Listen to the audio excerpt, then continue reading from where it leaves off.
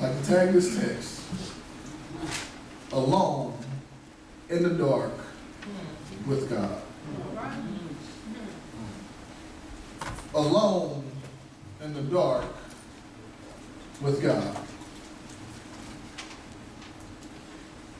I'm sure many of you know the story of Jacob, but if you give me a brief 5 minutes for those who don't know so that they can know. Jacob has a twin. Twin is Esau. Jacob's name in the Hebrew just simply means supplanter or trickster, or as we would call it, a con artist. And Jacob has conned, tricked, and swindled his brother Esau several times. He tricked him out of his birthright blessing. And a scheme that arose between Jacob and his mom. They tricked the dad, Isaac, into giving him and blessing him with the birthright. And I mean, Jacob is he's just doing what he does. And after everything comes to fruition of the trick that Rebekah and Jacob have played on Isaac, Esau is fuming, burning hot. And Esau says, in not so many words, that when I see him, I'm going to kill him. And he says it enough, and the way that he says it lets Rebekah know that he's not playing. And so she, again, moves swiftly and sends Jacob to her brother's house, her brother Laban's house, and Jacob goes to Uncle Laban's house, and he works, and the Bible says that Laban began to be blessed because of the work that Jacob was doing, and that God was already working on and for and with Jacob, even when he didn't even call on the name of God himself. And so as Jacob began to work for Uncle Laban, he fell in love with Rachel, and Uncle Laban, who was also a trickster and a con artist, pulled a fast one on nephew Jacob, and he worked 7 years for Rachel, and they get into the tent and realize that the next day he realizes that he didn't marry Rachel. He married the not so beautiful Leah. And Uncle Laban says, well, that's not how we do it here. How we do it here is the older got to be married first. And makes Jacob work another 7 years to marry the one that he loves. And things begin to transpire. Uncle Laban has changed Jacob's salary several times without him knowing it, changes the contracts, and I mean, just pulls a few over on Jacob. And finally, Jacob hears a word from the Lord, and God tells him to go back to his home. And Jacob is a little resistant and reluctant, of course, because last time I was at home, brother had a look in his eye that I've never seen before. And now Laban and Jacob have come to an agreement, and Jacob is getting ready to head home. And after they leave from after they leave from Uncle Laban, they come up with the Mizpah, may the Lord watch between me and thee when we're absent one from another. Which sounds like a good thing, but it's really not, because they put a place, a marker in the ground, and basically they saying that this is our truce. I don't cross this line and bother you, and you don't cross this line and bother me. That I'm gonna stop right here and I'm gonna go my way. You stop right here and you go your way. And Lord willing, we ain't never got to see each other again. And just after he gets out of that, they're traveling on their way back home, and all of a sudden, word gets out that Esau is up ahead, and he's heard that Jacob is coming home, and he is going out to meet him. And this is what picks up in chapter 32. At the beginning of it, we're being told that Esau is coming out to meet Jacob and his entourage and his family. And if you read it, Jacob, because he doesn't know the mindset of Esau, and Esau doesn't know the mindset of Jacob, so Jacob decides he's going to try to bribe or try to get Esau to calm down if he is still furious. So Jacob sends goats and animals. He sends all different types of things as gifts to Esau, because Esau is the ruler of this land. And he sends all of these different caravans ahead of him, but he keeps his most prized possession close to him. And which is where we pick it up in these verses. And what happens is, after all of the caravans and after all of the gifts and all of the animals and all of these things have gone before him, the last thing that he sends over is his wives and his children. And after Jacob sends over the wives, the maidservants, and the children, we have the key words in verse 24. Then Jacob was left alone. That may not mean much right now, but let's look at what has happened in the life of Jacob. Because one thing that Jacob has never been is alone. Come on. Jacob has always had Esau, and when he didn't have Esau, he had Uncle Laban. And when he didn't have Uncle Laban, he had Leah, Rachel, and the two maidservants. And when he didn't have the four of them, it said that he had 11 sons. So it was very hard for Jacob to be alone. And not only was it hard for Jacob to be alone, but Jacob didn't want to be alone, because you know what happens when you begin to be alone is you begin to reflect on self. All right. And what happened is, when Jacob began to get alone, he didn't want to be alone because he realized that he had done some messed up stuff. Oh, yeah. And if you ever want to get somebody to get into their own head, send them to be by themselves. It says in verse 24, Jacob was left alone. He was left alone with just him and his mind and his conscience and all of the things that he had ever done to everybody. And Jacob had to face the reality of who he was. And I can imagine as Jacob is sending all of these things over in front of himself, because he did not want to face Esau, because he knew what he had did to Esau, and he knew that Esau had not been forgave him. And so, to be honest, the last thing that Jacob wanted was to be alone, because when I get alone, my mind begins to race, my mind begins to wonder.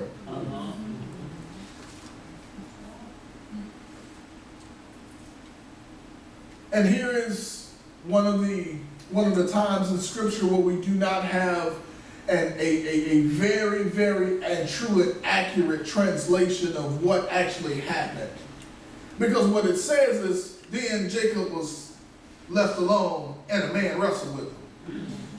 But there is some stuff that happens in that semicolon. That Jacob is praying.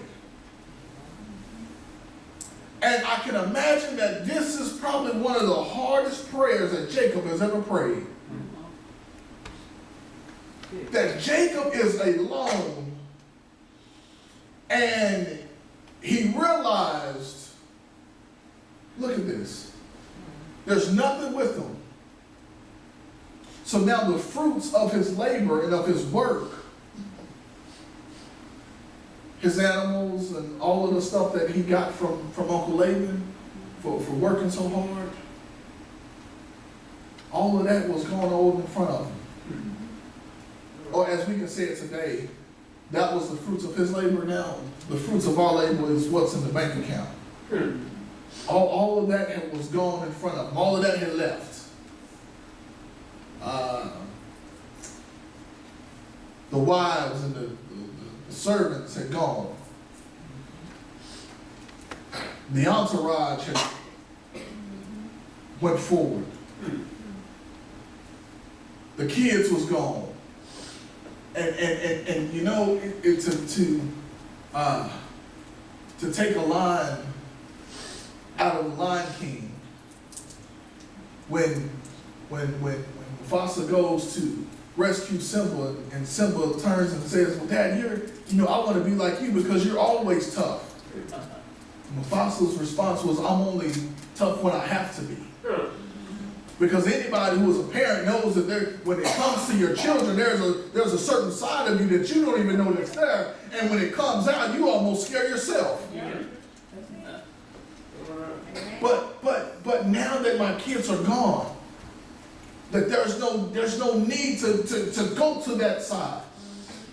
And so now I'm all alone, and I'm having to face myself. So Jacob is alone, and he begins to pray. And look at what it says, that as he is praying, that he is praying hard, so hard that we get a picture of the spiritual battle that's going on. That he is praying and wrestling with God. And we get a picture of what happens. That God opens up the door on the spiritual side and lets us peek through and see what it's like to wrestle with God in prayer.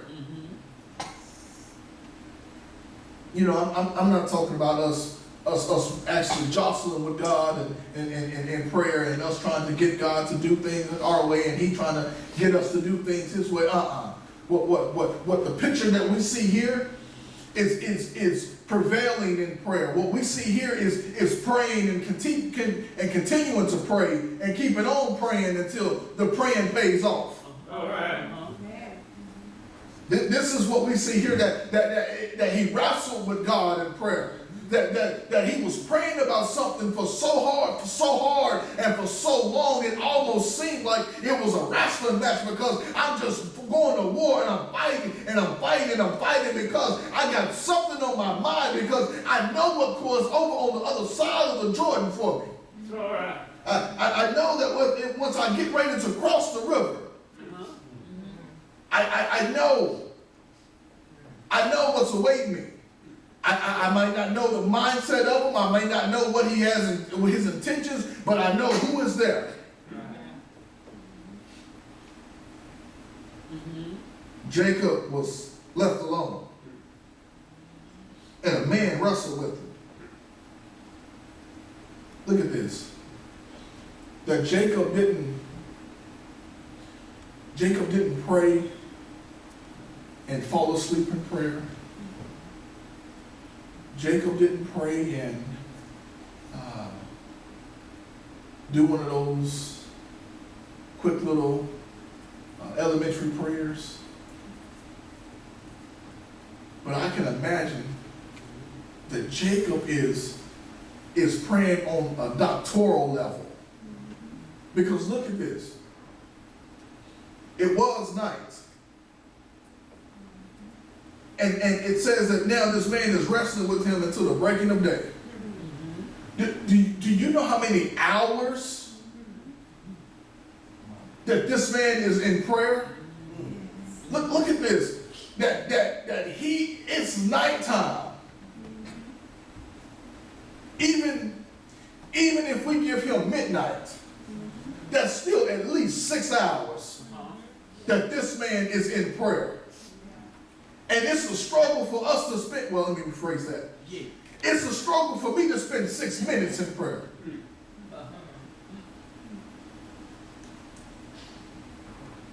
Jacob was left alone in the dark, symbolizing that sometimes that God will get us in a dark situation, away from friends, away from family, away from money, away from everything that we would lean on and depend on, and puts us in a place where only thing that we can depend on is him.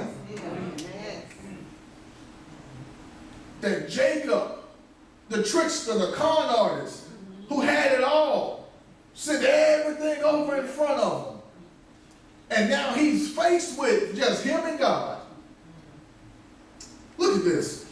It says, now when he saw that he did not prevail against him, he touched the socket of his hip, and the socket of Jacob's hip was out of joints, and he wrestled with him. That first, God had to strip him of everything. And now look at this, that God then, he first stripped him of everything to let him know it's not these things that's blessing you.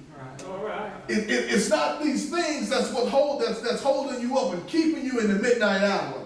It's not the cattle that you have. It's not your family. It's none of this stuff. It's not your intellect. It's not because you were oh so wise and that you could count so well and that you got what you have. It's none of that. All right. Now let's look at what God does. As he's wrestling with him, God handicaps Jacob. He takes his health away from him to let him know it's not your health.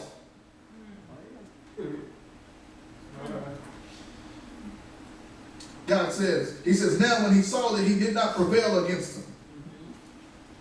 When God saw that Jacob didn't give up when things left. And then he kept on praying. And then he kept on praying and praying and praying. We don't know what it was he was praying about, but I can imagine that he was saying, God, I don't know what Esau got on his mind, but if it's in bad intentions, God, please change his mind, because I don't want no parts of Esau. All right. I can imagine that prayer, because I had some Esau's in my life. Oh, I had to pray and say, God, I don't know what they may have on their mind, but God, I don't want no parts of that, because God, I know I can't fight them. I know if I try to fight them, I can't beat them. But God, I need you to fix this situation. Oh, yeah.